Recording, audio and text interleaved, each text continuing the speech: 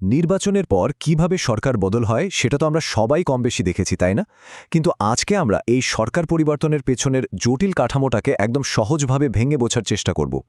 একটি নির্বাচিত সরকারের মেয়াদ শেষ হওয়া আর নতুন সরকারের দায়িত্ব নেওয়ার পেছনে আইনি ভিত্তিগুলো ঠিক কতটা শক্ত। চলুন দেরি না করে আজকের এই বিশ্লেষণে সরাসরি ঢুকে পড়া যাক। শুরুতেই একটা বেশ আকর্ষণীয় কাল্পনিক পরিস্থিতি একটু ভেবে দেখা যাক। ধরুন একটা রাজ্যে নির্বাচন হলো আর ক্ষমতাসীন মুখ্যমন্ত্রী সেই নির্বাচনে হেরে গেলেন। সাধারণ নিয়মে কি হওয়ার কথা? তার তো পদত্যাগ করার কথা। কিন্তু তিনি যদি স্রেফ পদত্যাগ করতে অস্বীকার করেন, তখন কি হবে? পরাজয়ের পর আমাদের সংবিধান আসলে ঠিক কী নির্দেশ দেয়? এই একটা প্রশ্নই কিন্তু আমাদের পুরো গণতান্ত্রিক ব্যবস্থার আসল চেহারাটা চিনতে ভীষণভাবে সাহায্য করে। এই যে অদ্ভুত একটা জটিল পরিস্থিতি তৈরি হলো, এর সমাধান খুঁজতে গেলে আমাদের সবার আগে কনস্টিটিউশনাল কনভেনশন বা সাংবিধানিক রীতি নামক একটা কনসেপ্ট বুঝতে হবে। সহজ কথায় বলতে গেলে এটা হলো মূলত সংসদীয় গণতন্ত্রের একটা অলিখিত শিষ্টাচার। মানে এই নিয়মগুলো সংবিধানে কোথাও অক্ষরে অক্ষরে লেখা নেই, কিন্তু বছরের পর বছর ধরে একটা গণতান্ত্রিক ঐতিহ্য হিসেবে এগুলো সবাই মেনে চলে। এটা কোনো কড়া আইন নয়, বরং একটা সর্বজনীন রাজনৈতিক ভদ্রতা। আইন আর এই রীতির মধ্যে আসলে তফাৎটা কোথায় সেটা বোঝাতে একটা দারুণ উপমা দেয়া যেতে পারে। যারা আইনের জটিল কচকচানি খুব একটা পছন্দ করেন না, তাদের জন্য এটা খুব কাজের। ধরুন রাজনীতি হলো একটা খেলা। এখানে কনস্টিটিউশনাল ল বা সাংবিধানিক আইন হলো সেই খেলার কড়া রুল বুক, যা ভাঙলে সরাসরি পেনাল্টি বা শাস্তি জুটবে। আর অন্যদিকে কনস্টিটিউশনাল কনভেনশন হলো খেলার মাঠে সেই স্পোর্টসম্যানশিপ, যেমন ম্যাচ শেষের পর হাসি মুখে প্রতিপক্ষের সাথে হাত মেলানো। কোথাও কিন্তু লেখা নেই যে হাত মেলাতেই হবে, কিন্তু এই অলিখিত ভদ্রতাটুকুই পুরো খেলাটাকে সুন্দর আর সুশৃঙ্খল রাখে। পদত্যাগের ব্যাপারটা ঠিক এই স্পোর্টসম্যানশিপের মতোই। সরকার গঠন আর তার দায়বদ্ধতা নিয়ে সংবিধানে বেশ কয়েকটা গুরুত্বপূর্ণ ধারা রয়েছে।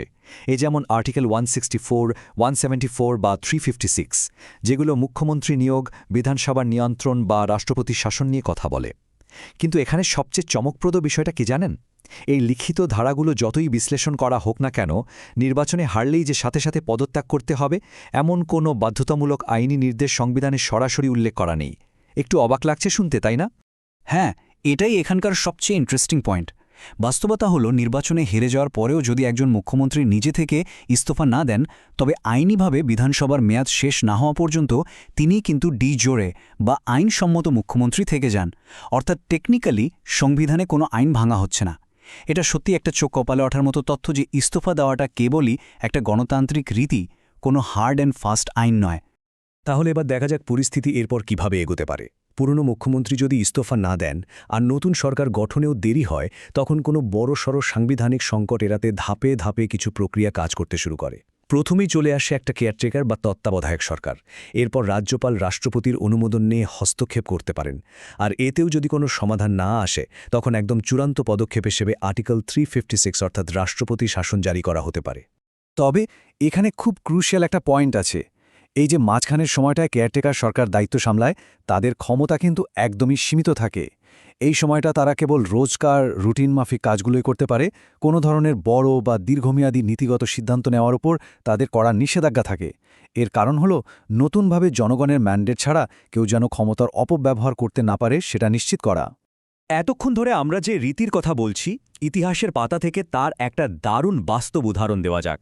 সালটা 2011, 13ই মে ভোটের ফল স্পষ্ট হওয়ার পরপরই তৎকালীন মুখ্যমন্ত্রী বুদ্ধদেব ভট্টাচার্য সোজা রাজভবনে গিয়ে ইস্তফা দিয়েছিলেন। আর শুধু তাই নয়, তিনি তার সরকারি গাড়িটা রাজভবনেই ছেড়ে দিয়ে দলের সাধারণ গাড়িতে করে ফিরে গিয়েছিলেন। কোনো লিখিত আইন না থাকা সত্ত্বেও শুধু একটা কনভেনশন কিভাবে নিখুঁত গণতান্ত্রিক শিষ্টাচারের মাধ্যমে পালিত হয়, এটা তারই একটা অসাধারণ দৃষ্টান্ত। এই স্পোর্টসম্যানশিপটার কথাই আমরা একটু আগে বলছিলাম। তবে হ্যাঁ, কেউ ইস্তফা না দিলেও যে চিরকাল ক্ষমতায় থেকে যাবে এমন কোনো সুযোগ কিন্তু নেই। এখানে একটা চমৎকার ম্যাথমেটিক্যাল বা গাণিতিক সেফটি নেট কাজ করে, আর সেটা হলো এই 5 সংখ্যাটা। একটা বিধানসভার সর্বোচ্চ আয়ুষ্কাল একদম কঠোরভাবে 5 বছর নির্ধারণ করা আছে।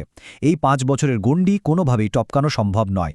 এর মানে হলো যখন সেই মেয়াদ শেষের চূড়ান্ত দিনটা চলে আসে, ধরুন সেটা মে মাসের 7 তারিখ, তখন বিধানসভা একদম স্বয়ংক্রিয়ভাবে ভেঙে যায়। তখন আর কারো পদত্যাগের জন্য অপেক্ষা করতে হয় না। বিধানসভা ভেঙে যাওয়ার সাথে সাথেই মুখ্যমন্ত্রীর আইনি মর্যাদাও পুরোপুরি শেষ। তিনি পদত্যাগ করুন বা না করুন, সেই ডেডলাইন পার হলেই তার নামের আগে অটোমেটিক্যালি প্রাক্তন মুখ্যমন্ত্রী শব্দটা বসে যায়। তো এই পুরো বিশ্লেষণের শেষে আমরা এমন একটা জায়গায় এসে দাঁড়ালাম যা আমাদের বেশ গভীরভাবে ভাবতে বাধ্য করে। একটা সত্যিকারের গণতন্ত্র কি কেবল সংবিধানে লেখা কড়া আইনগুলোর ওপর ভর করেই টিকে থাকে, নাকি এর পেছনে ওই অলিখিত শিষ্টাচার, নৈতিকতা আর ঐতিহ্যেরও সমান একটা বড় ভূমিকা রয়েছে? একটু ভেবে দেখলে বোঝা যায় আমাদের পুরো গণতান্ত্রিক ব্যবস্থাটা আসলে আইন আর পারস্পরিক সম্মানের একটা খুব সূক্ষ্ম ভারসাম্যের ওপর দাঁড়িয়ে আছে। আশা করি আজকের এই আলোচনাটি সরকারি কাঠামোর পেছনের এই চমকপ্রদ দিকগুলো বুঝতে